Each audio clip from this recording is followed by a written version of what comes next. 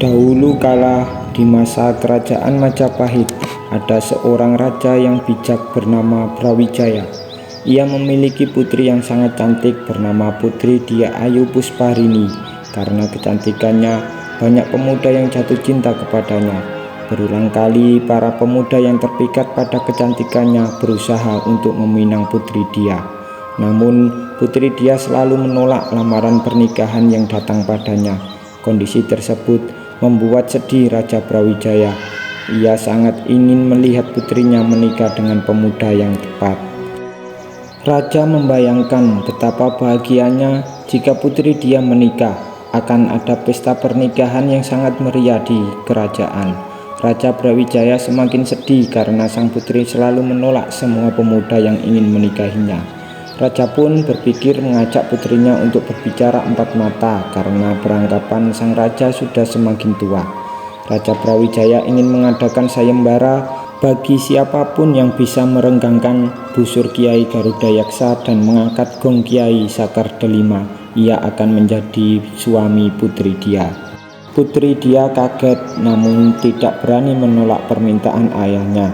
Dia tak mampu berkata-kata. Ia tahu ayahnya sangat menginginkan dia segera menikah, sehingga putri dia terpaksa untuk menerima keinginan ayahnya. Putri dia pun termenung di dalam kamar. Dia bingung harus bagaimana. Dia hanya berharap mendapatkan calon suami yang hebat, karena putri dia tahu busur Kiai Garuda Yaksa dan gong Kiai Sakar Delima memiliki kekuatan gaib. Maka yang bisa hanyalah orang yang sangat hebat.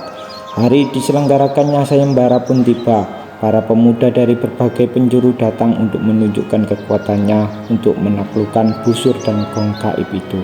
Maka dimulailah sayembara itu untuk mencarikan suami untuk putri dia. Satu persatu para pemuda mulai mencoba untuk mengangkatkan busur dan mengangkat gong. Namun tidak ada satupun yang berhasil.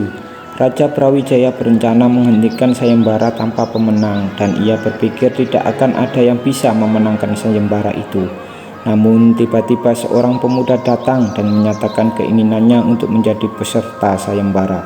Semua orang pun menatapnya karena pemuda ini berbeda dengan lainnya. Sangat aneh, kepalanya tidak seperti kepala manusia, ia memiliki kepala seperti kepala banteng. Raja bingung dengan kedatangan dan menanyakan namanya. "Siapa namamu?" Pemuda itu pun menjawab, "Nama saya Lembu Suro."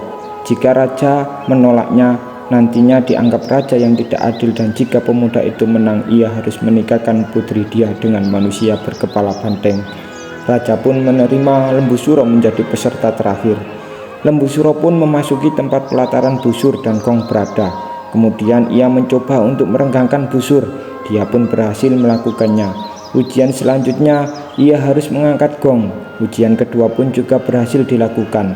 Semua orang yang menyaksikan bertepuk tangan meriah. Mereka terkagum-kagum melihat kekuatan Lembu Suro.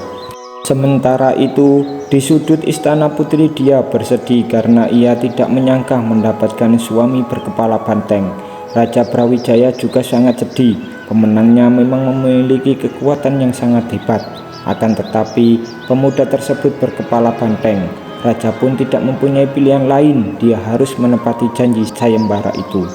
Maka raja pun meminta kepada anak buahnya untuk menyiapkan upacara pernikahan putrinya. Hari pernikahan putri dia semakin dekat. Semua persiapan sudah hampir selesai. Namun putri dia semakin sedih. Ia sangat ingin membatalkan pernikahannya. Dia mencari cara agar pernikahannya dibatalkan. Lalu putri dia meminta syarat kepada ayahnya untuk Lembu Suro. Syarat tersebut adalah membuat sumur di puncak gunung dengan alasan sumur tersebut digunakan untuk mandi. Raja memahami keinginan putrinya. Syarat itu pun disetujui oleh Raja Brawijaya.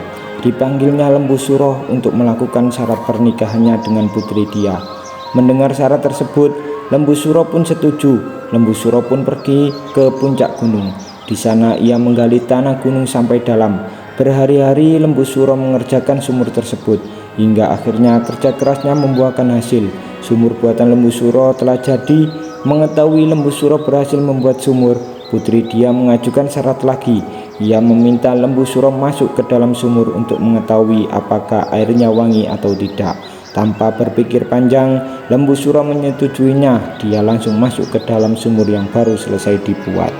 Di luar sumur, putri dia dan Raden Brawijaya membuat rencana jahat untuk menggagalkan pernikahannya. Raja pun memerintahkan para pengawalnya untuk menutup sumur ketika Lembu Suro sudah ada di bawah sumur tersebut.